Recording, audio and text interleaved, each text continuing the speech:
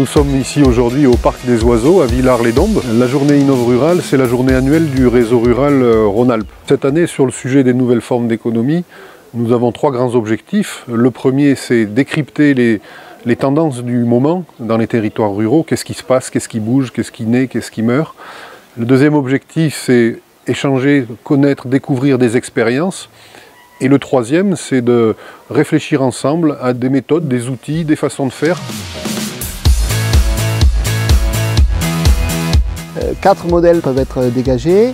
Le premier, c'est jouer sur les polarisations et les métropoles et la proximité. Le deuxième, finalement, rechercher une attractivité vis-à-vis de l'extérieur. Le troisième, jouer vraiment la carte de l'autonomie et des formes nouvelles d'économie. Le quatrième, appuyer sur les ressources spécifiques des territoires. Le nom de notre projet s'appelle Comptoir de campagne. Déjà, il part du constat qu'un village sur 2 en France n'a plus de commerce et devient une cité dortoir. Et on a imaginé mettre sous un même toit plusieurs activités. Donc cette activité d'épicerie où on travaille avec les producteurs et les artisans locaux. Une activité de service, on délivre les services de la poste. Des services de pressing, services de cordonnerie et puis tout autre type qu'on pourra imaginer en fonction des besoins qui seront exprimés. Sur le Loire-Forêt, qui nous a invités en 2015 en nous disant venez présenter votre projet aux élus de la communauté de communes Loire-Forêt.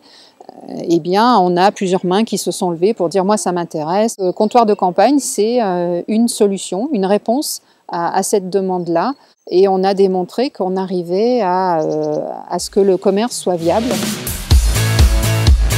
Les nouvelles formes d'économie, c'est très important pour le territoire dans lequel je suis élu. Nous avons des interrogations sur l'activité économique principale de notre territoire, qui est le tourisme, notamment le tourisme hivernal, dans le cadre des problématiques liées au changement climatique. Mais on sent bien qu'il y a des demandes d'économie nouvelle, collaborative. Il y a un espace de coworking qui est déjà ouvert depuis quelques temps à Autran, donc c'est très riche, et notamment les gens qui s'y rencontrent profitent les uns des autres, créent des réseaux, et c'est extrêmement positif pour chacun des coworkers et pour le territoire, parce que je pense qu'aujourd'hui, un tiers-lieu, c'est indispensable.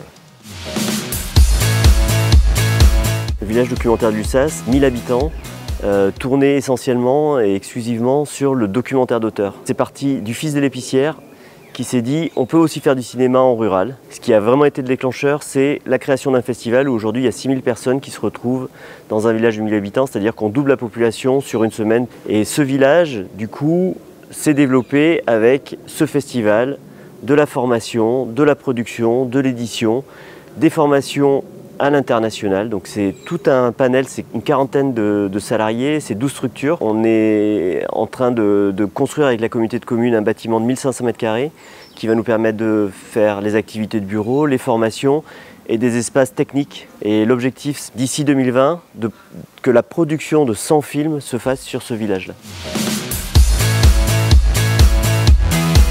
Je trouve qu'une journée comme Innov Rural, c'est particulièrement intéressant parce que ça permet de croiser des acteurs. On peut exprimer nos questionnements, partager nos réussites, nos échecs. Ça résonne complètement, même si on peut être sur des activités totalement différentes. Ne serait-ce que de voir un autre cadre et puis des oiseaux, des bruits comme ça permet de prendre du recul.